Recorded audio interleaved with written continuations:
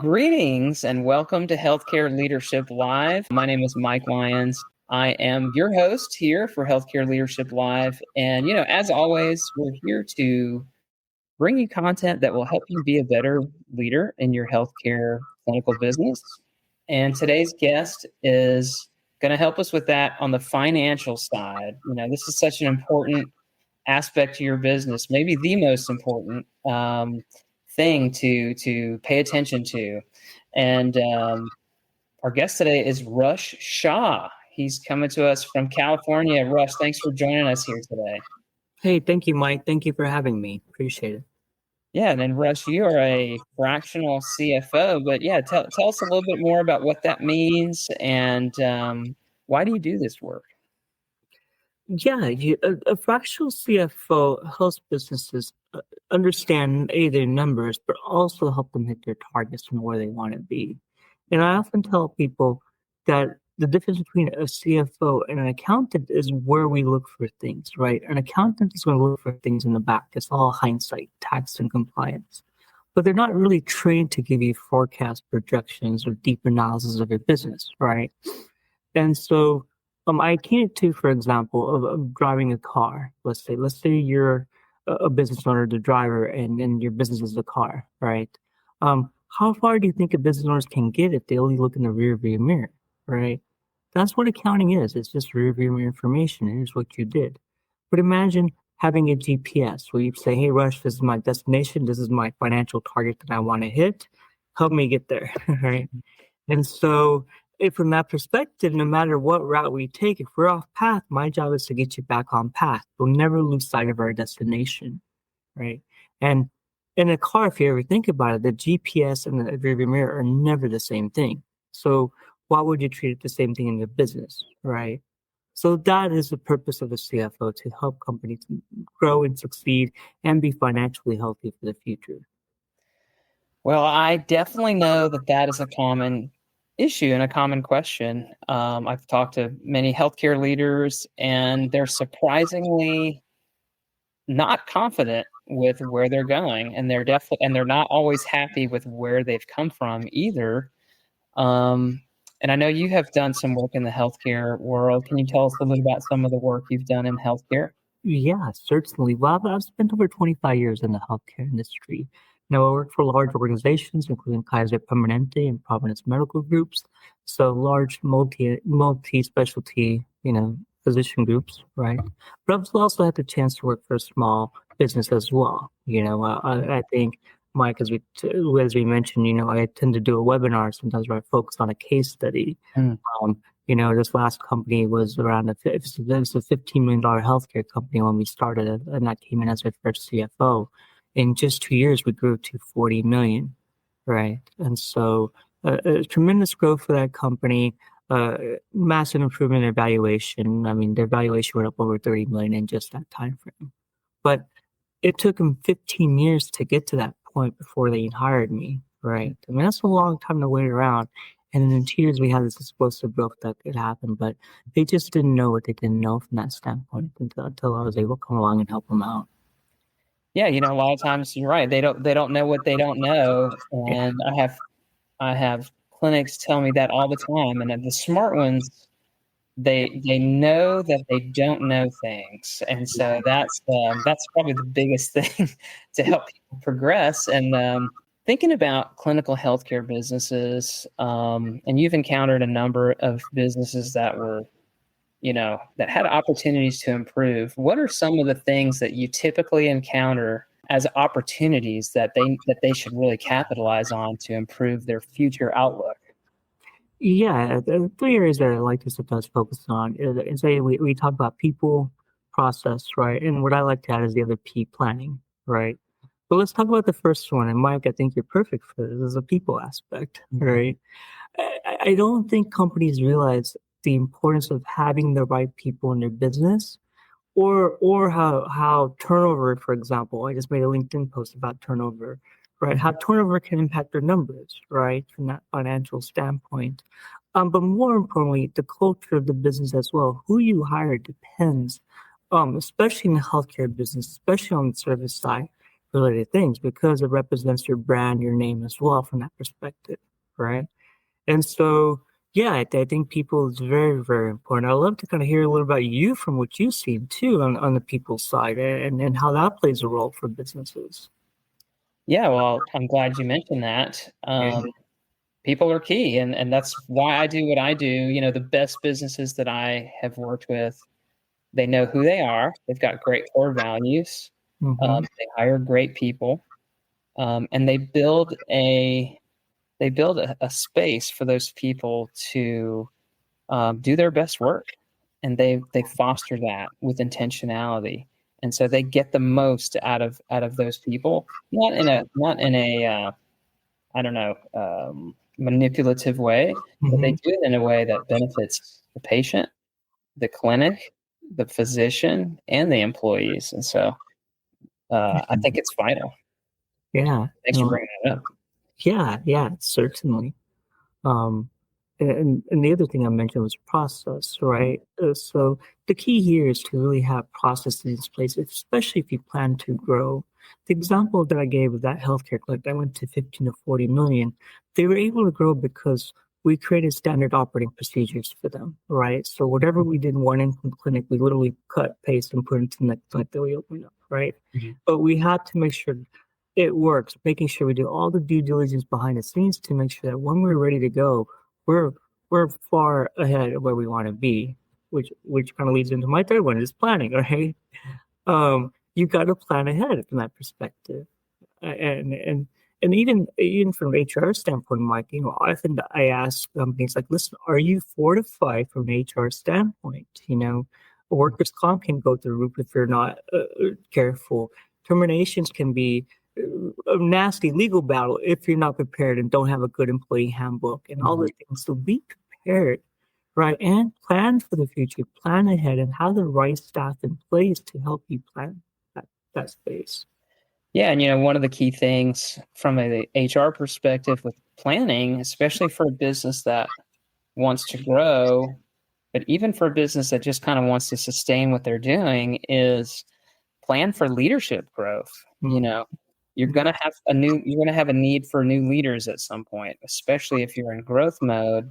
What are you doing to cultivate new leaders? Because what you don't want to do is to be scaling and then just kind of grabbing whoever is the closest mm, person to become your next supervisor or your next manager, and mhm, then compounding that problem by not teaching them, training them, educating them. And so leadership is a huge tip for mhm. growing, I think, and that's a process you can build in. Yeah. Um, you know, as you work with businesses and talk with clinics, is there something that you wish they understood better, that always seems to be a struggle for them to kind of understand, Mhm. when you're working with them, that you wish they had a better grasp of the importance of it? Yeah, I mean, aside the number one thing I was told is the accountant versus CFO factor that we talk about, right? Mhm. But I think more importantly, there's always an opportunity in the clinic to improve things, whether it's margins, whether it's revenue, right? Um, and it just depends on where you want to be, right? I mean, if you're content with where you are, great. Keep what you have, don't change it, right? But there are many, many business owners who are just motivated. It's like, hey, I know I can do this 1% better, but I don't know what that is, right? Um, and I think the key here is you have to know yourself and what you want. And I think people forget that. And look, it's okay if you're content and things are running and you're making the money you want to make, great. There's no, but I do always ask, just be careful from that standpoint. The moment we become compliant, is the moment we lose our guard, right? And business is not easy. It's competitive. Let's be honest with you. Even in the healthcare world, it can be very competitive. And if your competitor comes in, finds a better way to do things, is more efficient um, on certain things, they will take away your patients, right? And so there's no guaranteed success in anything from that Mhm. standpoint. And I always say just be prepared. Prepare for your end goal in mind. And Mhm. what I mean is, look, we're not going to be working forever. It's just the reality of how life is, right? So plan for an exit plan. What is it that you want to get out of your business? And oftentimes, if you plan to sell it, then why not maximize your margins? Why not really be at the biggest shape that you can so that by the time you hand it and sell it off, you're selling a mansion and not a shack, right? From that perspective. Yeah. So, Yeah, fix up the house, renovate the bathroom, paint the walls and all that stuff. yeah, well, you sell it at a discount. So if you don't have your processes in place, you know, I had gone to a conference recently called the Business Transformations Forum, and they were talking about what it takes to prepare to sell a business. And it's a pretty lengthy process. It's not like you wake up and they're like, hey, somebody will buy my business tomorrow. It is full of ups and downs. And one of the big things they mentioned is that oftentimes when a company has to sell, there are three things that happen, right? It's often due to choice, pressure because things are financially bad, or life happens, life changes, whether it be death, divorce, whatever it can be, right? You're forced to do it. Two of those are forced. One's the choice, right? So if you're in a place to choose, right, then why not choose the best option and make it the best for you? You don't want to be in the other two places, Mm. from that standpoint. Yeah, and be ready, like start working on it now. This show is sponsored by Seasoned Advice HR Services, where I help clinical healthcare businesses to make more money and save more money by hiring better, retaining better, and reducing your HR risk. If you would like an HR assessment or ongoing HR support, please reach out to me at seasoned-advice.com. I'm curious, you talked about, the potential to improve a business. If Yeah. you just randomly, picked a clinical healthcare business, what are the odds that they could, with some financial analysis and future planning and process, what are the odds that they could see, a meaningful increase in profits just with a little bit of attention, or are they all just mostly just doing awesome and there's really You no room for improvement? If everybody was doing awesome, boy, everything would be great, right? Well, look, I really believe in this 1%, right? There's always an opportunity for improvement somewhere in something. And by the way, Mike, when I take on a client, I don't take them on unless I can guarantee that I can at least pay for myself and in itself, right? Yeah. So I will look at the financials. If there's nothing there, then what's the point of having me? But I guarantee that at least I could offset my own fee plus whatever our return on investment should get after what we can find from that perspective. And my clients with me a long time. It never ends, right? When you're making good money, trust me, I never said, hey, Rush, I want to make less money, right? They're like, hey, how do we make up a little bit more? But typically it's the way it will work is we'll focus on a clinic, make sure we're efficient on it. And what you'll find is that once they become more efficient, cash flow positive, have the income coming in, then they're really typically ready to say, hey, this is great. Let me go replicate it to another location. And that's where that growth multiplies for them. That's where that valuation comes in. Now you're building a business, not just running it, right? But I'll give an example for a clinic where we found it. This last case study that I go to, they had a cancellation rate of 20%. One in five did not show up for their appointment. That is a lot of lost revenue, in my opinion. But number one, they didn't know how to track that number. They had data, but it was really complicated to get, and they didn't know how to massage. They didn't know how to use that data to tell the story about it, right? So I do want to clarify that data just data unless you can tell a story around it, right? But I was able to get information, tell the story, and that's where we found out that 20% were canceling. Now, even a 1% increase was thousands of dollars in revenue coming in. And so we focused on it. It's like, listen, what can we do to go from 20 to 19%? What can we go from 19 to 18? And we actually got it down to around 16%, which is pretty good for 2 years that we did, right? I mean, but we had to figure out how do we implement it? What do we need to do and create procedures around it, including late fees, identifying those patients that cancel, creating those late fees, making sure we bill out late fees, finding repeated cancelers, right? Because the issue here is that you have to pay for your staff no matter what. Whether they see a patient or not in the healthcare clinic, you're paying for your staff, you're paying for rent, you're paying for the phone bill, you are paying for things, right? So the only way you get revenue is when you start seeing patients. Mm. If the patient doesn't come into the door, guess what? There's no revenue. Right? All you have is an Yeah. expense. Yeah, you got to get people coming in, and yeah, a little bit of an improvement can make a huge difference there. Yeah, And, yeah. in my experience, I think people like to be busy. Employees, they don't want to work in a clinic that's just kind of nothing's going on, and patients are canceling, and they like to work. They like to be busy, and they want to be part of a winning team. In my experience, and Mhm. so I would think it would be incredibly exciting to be able to work on a project like that to see some improvements in the business results.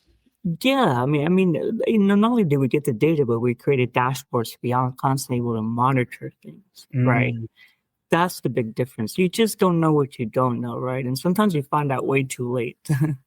Trust me, if this clinic knew that information much earlier on, I don't think either they would let it ride like the way they did. But they have hunches. I think a lot of business owners have a hunch. Hey, I think something's wrong. I think something can be improved, but they just don't know where to look. And look, I mean, we don't have the time, right? We're all experts in our field from that perspective, right? If you're a clinician and you're in healthcare, yeah, you're the expert in that place. But I spent 20 years diving into things to find things that others can't find. I mean, this is what I've done for a living. mhm. And so this is where it helps to have outside expertise.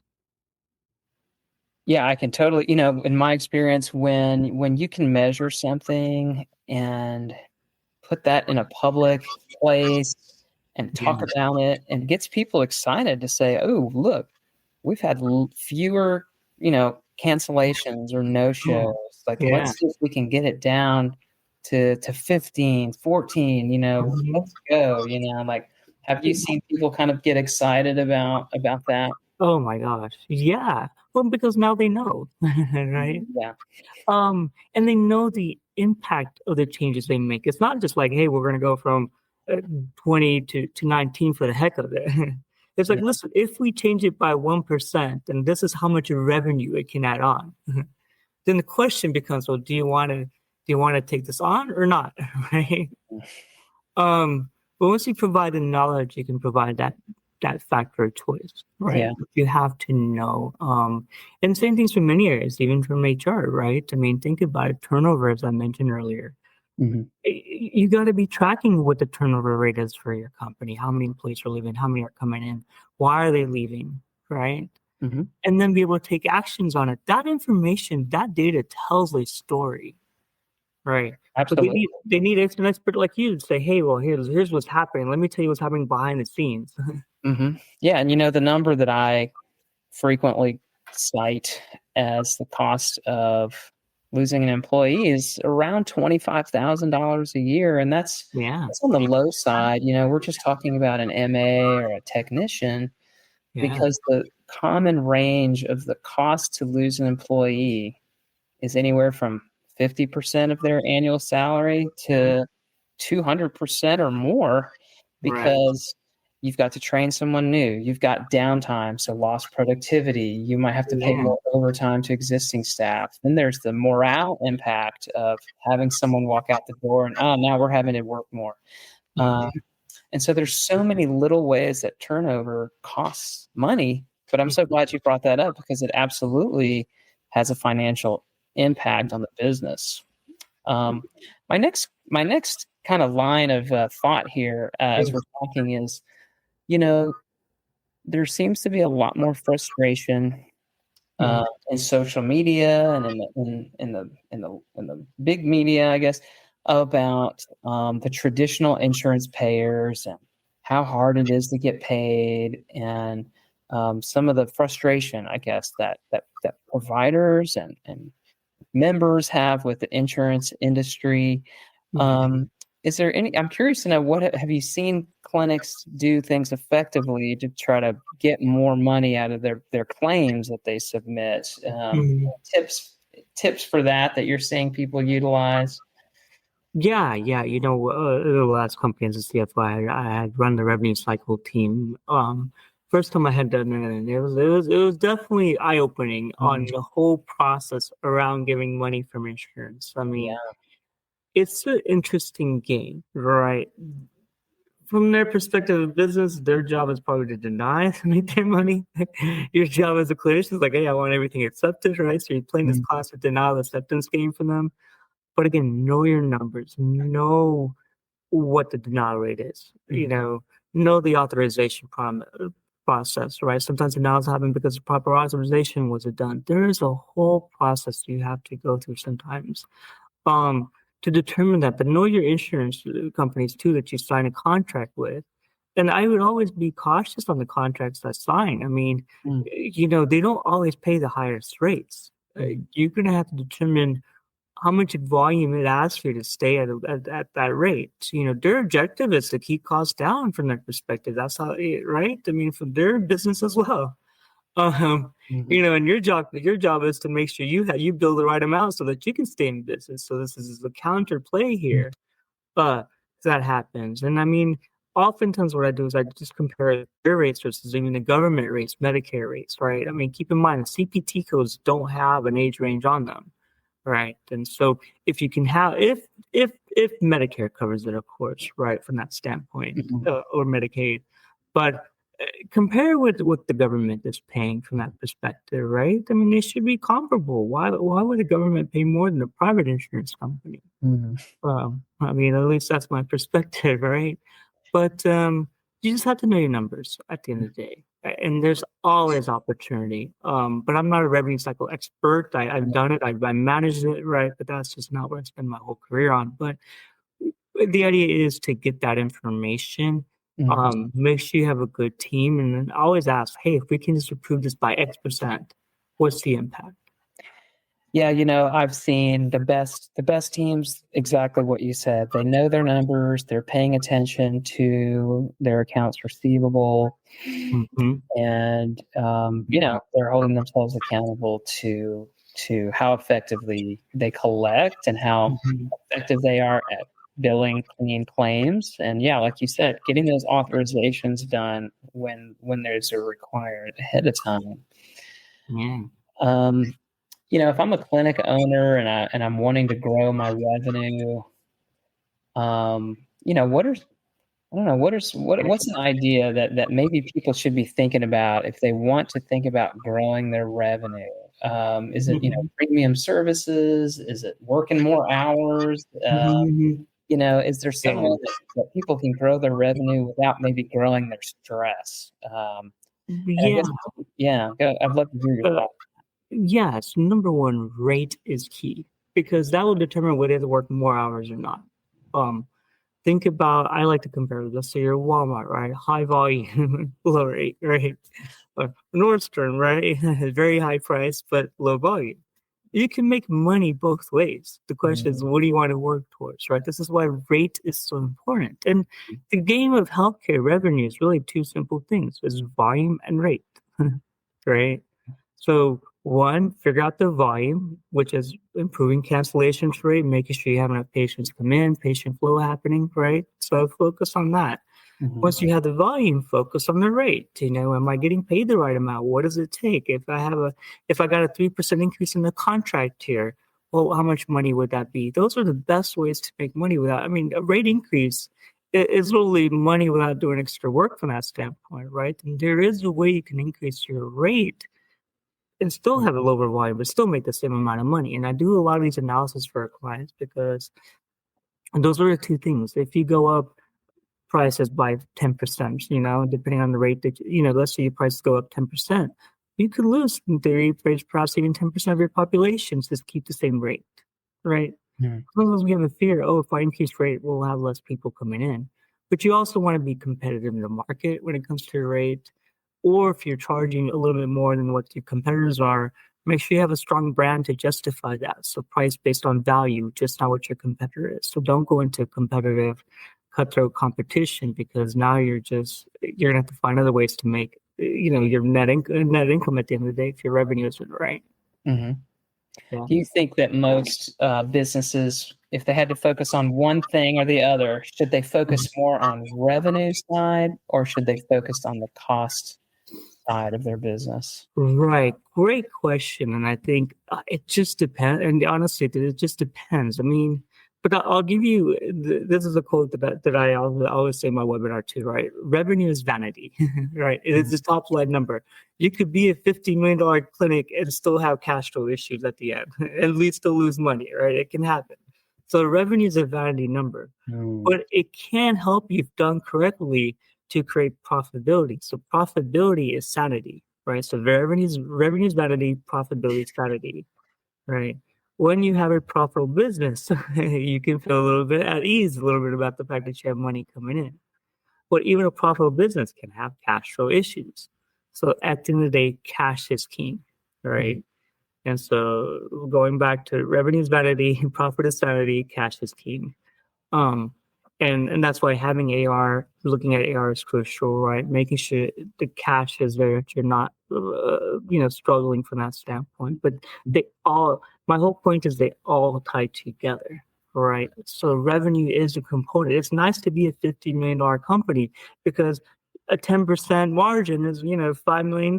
It's great. If you're a $5 million company, well, a 10% margin is not going to be the same, right? So revenue is crucial, but again, it's that profitability component, right? And if you go from 20% margin on a $50 million company, that's another $5 million on it, right? So that's why growth is crucial for a business, to have those revenue numbers, but you got to be efficient in your profitability and understanding cash flow.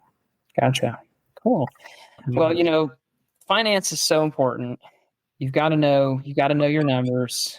And I think there are a lot of clinics out there, a lot of providers out there that are just kind of fumbling through and trying to do it themselves. If someone wants to get help from a pro like you, how can they get in touch with you?